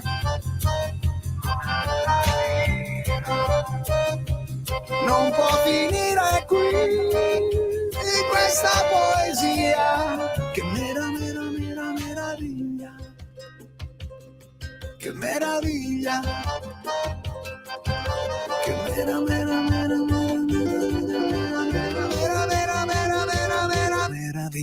Ah, simpaticissimo Davide De Marinis, questa è la canzone dell'estate, si chiama Che meraviglia, inserita nella colonna sonora del film Sei sempre stata tu, una simpatica canzone d'amore che invita a meravigliarci per amore. Bella, bella, bella. 3 minuti dopo le 9 del mattino, buongiorno da Sammy Varin, datemi ancora qualche minutin perché devo evadere ancora qualche segnalazione. Sì, non ve lo dico più che oggi La Verità intervista Giuseppe Conte, ve l'ho detto qualche volta, non mi pareva. A pagina 13 si allarga l'asse Roma-Copenaghen contro l'immigrazione clandestina, per quello che è incacchiato nero il PD. Incontro tra il premier italiano e quello danese a margine del Consiglio europeo con i leader di altri paesi. Al centro le politiche per contrastare i flussi e favorire i rimpatri. La Meloni dice soddisfazione di Europa. Parliamo alle 11 questa mattina. Arriva il senatore Alberto Bagnai, ok? Bella chiacchierata. Sempre sul quotidiano La Verità, sgominata una baby gang di tunisini. E per quello li bullizziamo da ragazzini e poi fanno la baby gang, capisci? Siamo noi che sbagliamo. La polizia ha individuato 7 giovanissimi, tra cui 4 minorenni, accusati di rapine e aggressioni. Sfregiato un uomo che aveva tentato di difendere una ragazza. Ma l'ultimo sondaggio dice che la colpa è nostra perché li bullizziamo. Gli immigrati giovani vengono bullizzati soprattutto qui al nord, capisci? È per quello che fanno le baby gang a Milano. Santa Polenta, sono su Libero in prima pagina, guarda cosa mette: la sinistra contro Bezos, i mostri della laguna. Il matrimonio del miliardario a Venezia diventa un caso politico, cartelli e tensioni a San Marco e anche PD e AVS cavalcano la protesta. Sempre sul Libero, l'Iran convinto, duro schiaffo a Washington, le comiche dell'Ayatollah che dice abbiamo stravinto noi, mai come il titolo del Tempo che ha messo Maomatto. La campagna antisemita, israeliani non graditi, manifesti in tutta Italia. Siamo quest'oggi sul quotidiano Libero. Tra i richiami all'interno, l'Internazionale Rossa, quanti incapaci tra i guru progressisti, l'articolo del nostro direttore Giovanni Sallusti. I dati su produttività e occupazione imprese, Italia meglio di Parigi e Berlino. E infine fanno accoppiare il Cocker contestati, critiche ai reali per la cucciolata. Ancora segnalazioni in prima pagina, tra Verde e Guerra, scrive Daniele Capezzone che commenta dove porta l'ideologia di Ellis Line. Dopo l'ok sulla NATO, lite UE sui dazi, intanto gli USA li allontanano, ma soprattutto c'è Pietro Senaldi che parla dei quadri di Warhol. Bertinotti vende Mao Zedong e ci piace così, e ne abbiamo parlato ieri, pare che il grande Bertinotti abbia bisogno di soldi. Pagina 13, Giuli chiude i rubinetti, basta soldi a Film Fantasma. Abbiamo visto un certo scandaletto uscito nelle ultime settimane. Bene, Elisa Calessi sul Libero dice: il denaro dei cittadini andrà a chi fa davvero cinema. Queste sono parole di Giuli, ministro della cultura. Giro di vite sui controlli, già inviati alla finanza, 100 segnalazioni. Intanto apro le linee, al volo chi vuole entrare in onda con me, 0292947222, perché alle 9:15 abbiamo l'Europarlamento. Sempre sul Libero, in Parlamento volano insulti, dai, questa veramente, la senatrice del Movimento 5 Stelle ha detto Meloni scodinzola. Caos al Senato. Chiaramente abbiamo parlato dei nostri amici animali prima, eccetera, ma dire in quell'aula Meloni scodinzola è per dire che nel vertice NATO dell'AIA era lì che scodinzolava con gli altri. Sinceramente è Licia Ronzulli, giustamente, che presiedeva in quel momento, adesso l'ha detto: la invito a non usare termini come scodinzola riferiti al nostro premier. Insomma, cosa ne pensate? Giro pagina, regionali, stop al terzo mandato, nuova lite sulla data del voto, si scrive oggi sul Libero a pagina 14, e poi, come vi dicevo, il bellissimo manifesto della Pontida 2025. A Prato si è dimessa, ma l'ex sindaca resta in libertà. Le dimissioni della sindaca di Prato, Bugetti, del PD, hanno evitato gli arresti domiciliari. Bugetti è coinvolta in un'inchiesta per corruzione, resta libera pur se indagata. Vi teniamo informati, ma c'è un bel trafilettone. Per vostra conoscenza, la t-shirt di Barbie, eccola qua. Qualcuno di voi l'ha cercata su internet come la Gazzacola, lo so, siete malati di mente. La sinistra non condanna, Fratelli d'Italia all'attacco, silenzio assordante dei compagni. L'osservatorio, anni di piombo, dice la mancata presa di distanza equivale a un sostegno. Sì, la maglietta inneggiante alle Brigate Rosse, esibita da una studentessa dell'Università di Trento. I progressisti si sono chiusi a riccio, imbarazzati, nessuno dice niente. E insomma la t-shirt di Barbie brigatista. Sappiatelo. Bertinotti svende Mao, finalmente l'ha capita, scherza ma mica troppo Pietro Senaldi, commentando il piazzista di Rifondazione, ma non sono quadri così importanti, dice lui, valgono qualche migliaio di euro, eccetera. E ancora, a pagina 25 di Libero, nella pagina delle lettere, purché poi si vinca in Veneto. Guarda che molto spesso i lettori, così come voi ascoltatori, dicono le cose più giuste, sono i veri editorialisti. Claudio Armeni scrive al Libero dicendo: gentile signor Cariotti, non riesco a comprendere il comportamento di Forza Italia all'interno della maggioranza. Sapessimo noi cosa capiamo, Mi fa ridere, ma... Cioè, capisci? Poi quando queste cose diventano pubbliche, cioè la gente non capisce perché Forza Italia si oppone al terzo mandato, propone la cittadinanza facile per gli immigrati. Non sono assolutamente d'accordo sulle due ultime uscite di Antonio Tajani. Mi riferisco allo Ius Scholae, che è mal visto dagli elettori, ma sul quale lui insiste, e soprattutto sul terzo mandato dei governatori, perché non si devono sfruttare i governatori attuali di Veneto e Lombardia se fanno bene il loro lavoro e sono apprezzati nelle loro regioni, per andare a proporre nomi sconosciuti, favorendo in questo modo la sinistra? Luca Zaia e Attilio Fontana sono conosciuti e apprezzati molto nelle loro regioni. Perché cercare nomi nuovi? Sembra quasi che Forza Italia voglia mettere in difficoltà il governo, andando a litigare con Lega e Fratelli d'Italia. No, caro Tajani, non si fa così.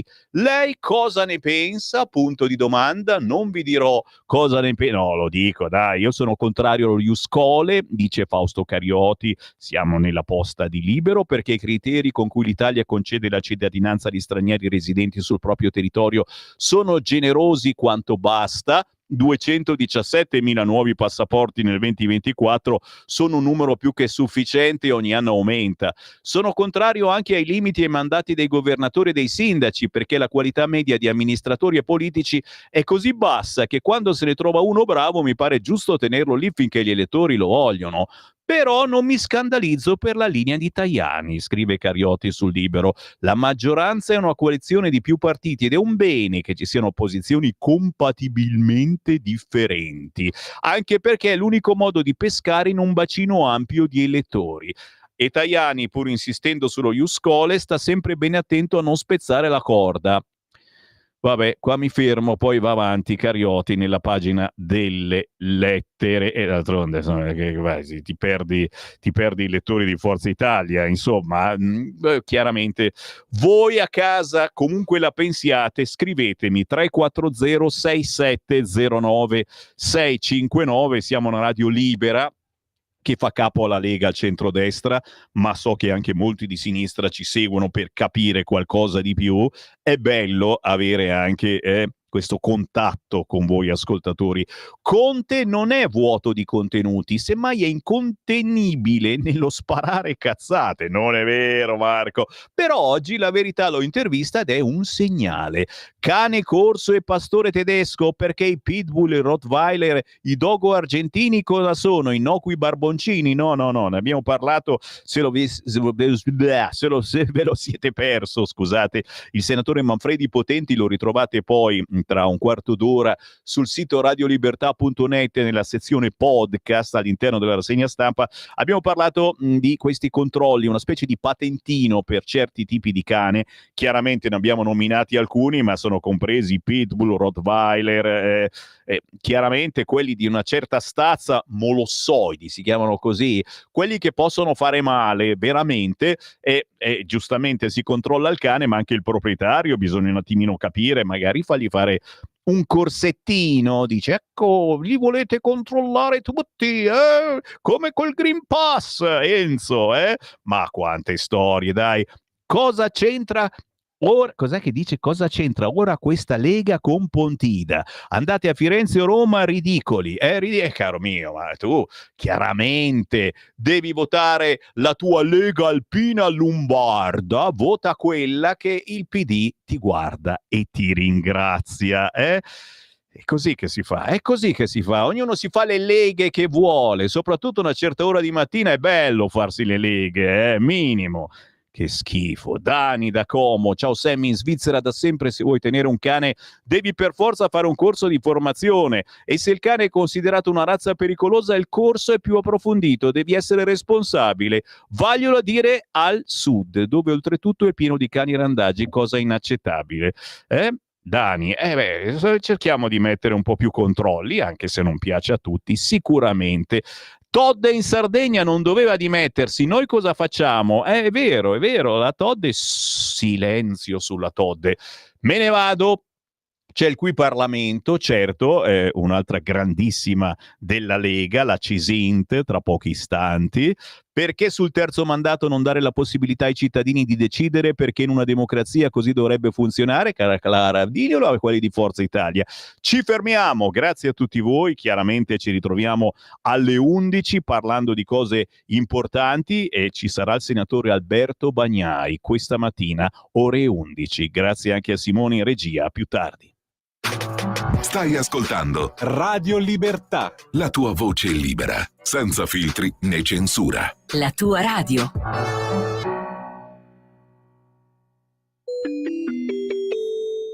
qui Europarlamento. Benvenuti su Radio Libertà, canale TV 252 e Radio DAB. Ospite di oggi a cui Europarlamento l'onorevole Anna Cisint, ex sindaco di Monfalcone, vice segretario regionale del Friuli ed europarlamentare Lega. Benvenuta. Buongiorno, grazie. Allora, partiamo subito col tema della cittadinanza FAGE e del referendum. È la notizia di oggi che secondo l'Istituto Cattaneo il 15-20% degli elettori del PD è contrario alla cittadinanza. Considerando anche che non è andata a votare il 70% degli italiani, come la considera l'esito di questo assurdo referendum che c'è stato? Allora, intanto due cose. La prima, che i cittadini hanno dimostrato una volta di più che non sono fessi, non sono andati a votare. Questo non andare a votare non è astensionismo, ma è non voglio essere preso in giro, e quindi è equivalente a dire io sono per il no. Se sommiamo a questo no, che appunto rappresenta il 70%, la scelta di votare no di quelli che sono andati e che hanno detto per la cittadinanza siamo già a maglie troppo larghe, in realtà la situazione è chiarissima. Da sindaco, ma anche ad oggi proprio nelle occasioni in cui comunque parli con i cittadini, ti accorgi che c'è una presa di posizione di consapevolezza molto forte su questo. La cittadinanza oggi in Italia ha delle regole che consentono di diventare cittadini italiani, infatti i numeri lo dimostrano, in maniera molto semplice e anche abbastanza a maglie larghe. I cittadini si accorgono però che molti cittadini italiani non hanno le caratteristiche che noi vorremmo, cioè l'amore per il nostro paese, ad esempio, no? Io da sindaco ho dovuto fare cittadinanze a persone, a donne islamiche extracomunitarie che non sapevano una parola di italiano. Mi chiedo come in certi casi si possa sostenere che i cittadini italiani dicano o si comportino non nel rispetto dell'ordinamento giuridico italiano. Quindi il referendum ha detto che l'80%, l'85% degli italiani non ne vuole sapere di modifiche e di agevolazioni su questo. I salotti, i media di sinistra sembra che orientino verso un'altra strada, ma la verità è un'altra, è che tutti noi siamo consapevoli che dare ancora armi, perché poi tra l'altro i diritti comunque ci sono anche per chi arriva, diritti sanitari, diritti scolastici, ecco, dare ulteriori armi non sia assolutamente utile al futuro del nostro popolo. Aggiungo che la sinistra crede che gli extracomunitari, quando diventano cittadini italiani e quindi possono votare, votino a sinistra, ma non è così, perché anche lì la mia esperienza è che, e soprattutto gli islamici, che sono una parte molto importante, preponderante dei nuovi cittadini italiani o di quelli che vorrebbero diventarlo, in realtà si organizzano diversamente. Il report francese lo dice, guardate che l'Islam radicale, che è una parte prevalente, ha obiettivi di governo, quindi la sinistra rimarrà delusa. A Monfalcone gli islamici hanno fatto una lista islamica, quindi neanche da questo punto di vista hanno ragione. L'altro giorno, domenica e lunedì, c'è stato quindi su questo tema della cittadinanza un doppio fallimento della sinistra. Non hanno raggiunto il quorum, perché il 30% non è stato astensionismo per il 70%, ma scelte di non andare a votare, perché i cittadini hanno capito qual era la vera finalità, e il doppio fallimento sta appunto anche nel fatto che quelli che sono andati a votare rispetto ai primi 4 referendum hanno detto guarda che della cittadinanza noi non ne vogliamo sapere. Anche gli stessi elettori di sinistra, che sono cittadini, che vedono cosa succede nelle città, che hanno paura dell'insicurezza, che si rendono conto che siamo anche troppo, tra virgolette, buoni e accettiamo situazioni che in altri paesi del mondo, mi riferisco a paesi non dell'Europa sicuramente, che in preda a questa follia invece hanno già regolamentato, pretendendo rispetto delle loro leggi, rispetto dei loro cittadini. Ecco, prima hai citato l'Islam e Monfalcone, no? Notizie di qualche giorno fa, il caso della chiesa marcelliana, dove 4.000 musulmani hanno invaso il santuario della Marcelliana di Monfalcone. Che cosa sta succedendo lì? Guarda, appunto il numero, la percentuale così elevata di extracomunitari nelle città distrugge i tessuti sociali. Bisogna intervenire ancora in maniera più netta, perché quello che è successo a Monfalcone è semplicemente la spia, è quello che è già successo in questi ultimi anni, la spia di quello che succederà ovunque. Quando hai una città dove percentuali così elevate si assestano, l'obiettivo che hanno è quello dell'imposizione della Sharia. Avviene in molte occasioni, questa è una di quelle. Nella giornata della festa del rito del sacrificio, sono stati autorizzati ad entrare nelle aree dei ricreatori cattolici. Questa è già una grande sofferenza. I cittadini hanno iniziato a mandarmi fotografie e a mandarmi messaggi alle 6 di mattina. È stato molto forte questo impatto, perché tu quando in un'area anche non tanto grande, dove fino a 5 giorni fa ci giocavano i bambini, gli scout eccetera, vedere 3.000, 4.000, migliaia di islamici, tutti maschi ovviamente, perché la donna è sottomessa e non può stare che nei recinti, e li vedi inginocchiati verso la Mecca, e che addirittura come in questo caso mettono un telo e coprono l'immagine di Cristo, anche no, era già successo e l'avevo anche già denunciato, perché in un'occasione del Ramadan dell'anno scorso, in un altro oratorio era stato consentito l'utilizzo di questo oratorio per il Ramadan e avevano già coperto il crocifisso. È inaccettabile, è intollerabile, anche secondo me è intollerabile che si arretri in questo modo, e per questo mi sono permessa, con molta educazione, molto rispetto, di scrivere al Papa. L'ho fatto anche sulla base della tanta angoscia e smarrimento che i cittadini mi hanno rappresentato, perché io penso che l'educazione e il rispetto debba però essere anche accompagnato dalla chiarezza su quello che vogliamo essere domani. In questo momento mi pare che arretri l'Occidente, che arretri anche una parte della Chiesa, e che avanzi in maniera così anche angosciante un Islam che ha fame di imposizione. Sono entrata in chiesa l'altro giorno, sono andata lì, chiamata appunto dai cittadini, a far togliere il telo dal Cristo, dall'immagine del Cristo, e contemporaneamente sono entrata, perché era adiacente, nella chiesa dove io tra l'altro ho battezzato i miei figli, mi sono sposata, si è sposato mio figlio a febbraio, quindi una chiesa importantissima per la nostra città. La chiesa era vuota. Ecco, allora io penso che dovremmo occuparci, forse la Chiesa, su questo, per questo mi sono permessa di scrivere al Papa, perché un indirizzo anche proprio di sopravvivenza e di valori, ecco, forse ne abbiamo bisogno, insomma. Certo. Andando in Europa, l'Unione Europea, un'ultima follia dell'Unione Europea è la lotta, diciamo, alla produzione vitivinicola italiana, no? C'è male la nuova riforma sulla PAC. Che cosa sta succedendo in Europa?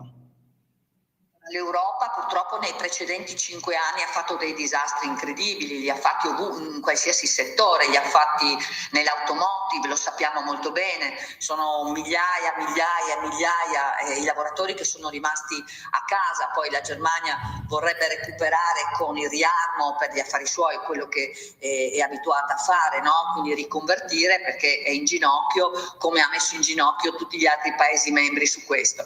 Ma il Green Deal ha creato grandi problemi ovunque, anche se non se ne parla tanto. Nel marittimo, io sono nella commissione TRAN, mi occupo per il gruppo dei Patriot, che tra l'altro, apro e chiudo parentesi, in virtù dei grandi principi democratici della sinistra e dei popolari, è relegato nel cordone sanitario, come se tutti i cittadini che ci hanno votato, e sono tantissimi, fossero degli ammalati e noi degli appestati, e ha generato problemi anche nel marittimo, con delle tasse incredibili, anacronistiche, che non risolvono poi niente, ma qualsiasi scelta sia stato fatto. E poi nell'agricoltura, nella pesca.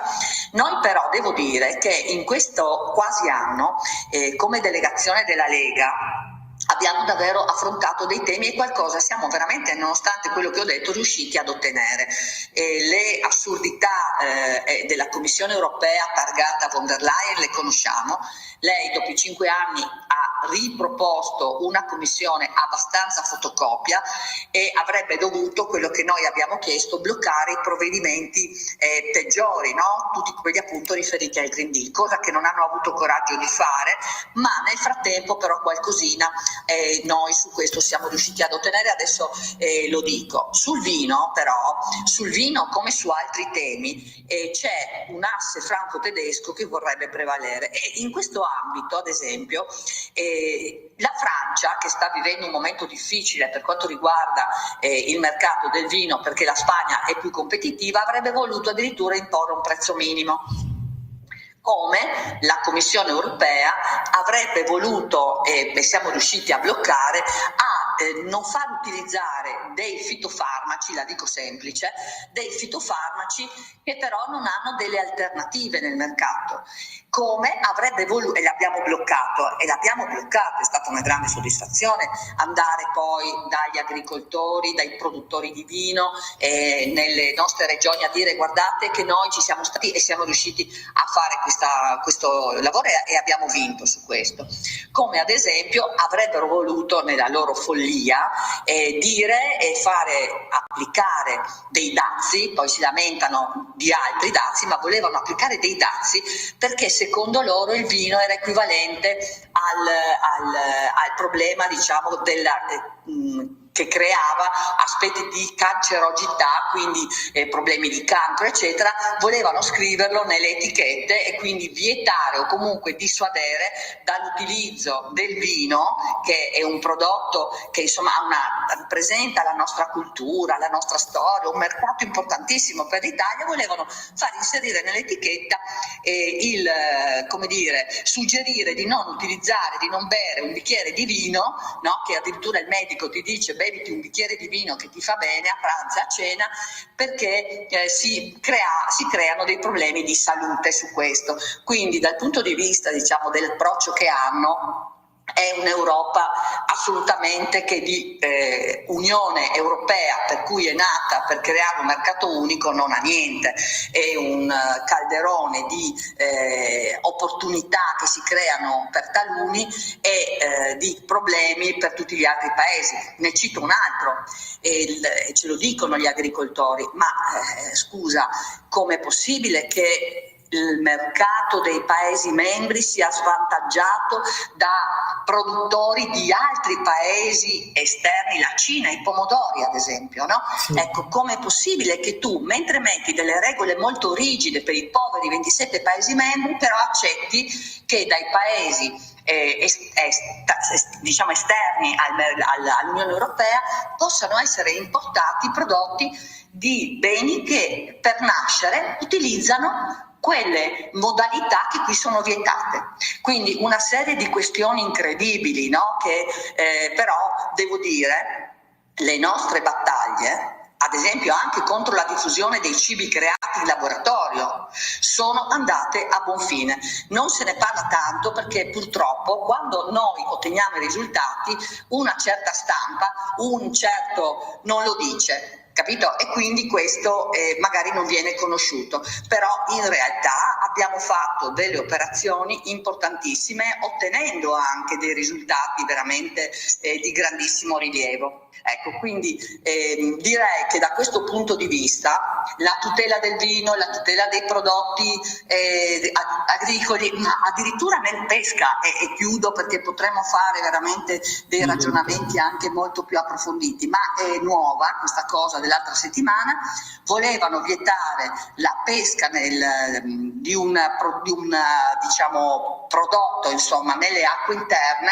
Abbiamo fatto la richiesta di parere alla parte, diciamo, giuridica della Commissione europea, ci ha dato ragione, e quindi l'anguilla di cui volevano vietare la pesca nelle acque interne potrà essere pescata ancora nelle acque interne grazie a noi. In questo caso ho fatto io la richiesta di parere e abbiamo vinto addirittura un parere tecnico. Tutte cose che purtroppo si sanno poco perché appunto ci censurano, perché siamo, come dicevo prima, in un cordone sanitario, ma lavoriamo bene anche con il gruppo dei Patriot e credo stiamo ottenendo grandi risultati risultati nonostante la fatica che dobbiamo fare per questa approccio democratico che hanno. Bene, grazie ad Anna Cisinte per il suo contributo per il lavoro in Europa. Noi vi auguriamo un buon proseguimento su Radio Libertà.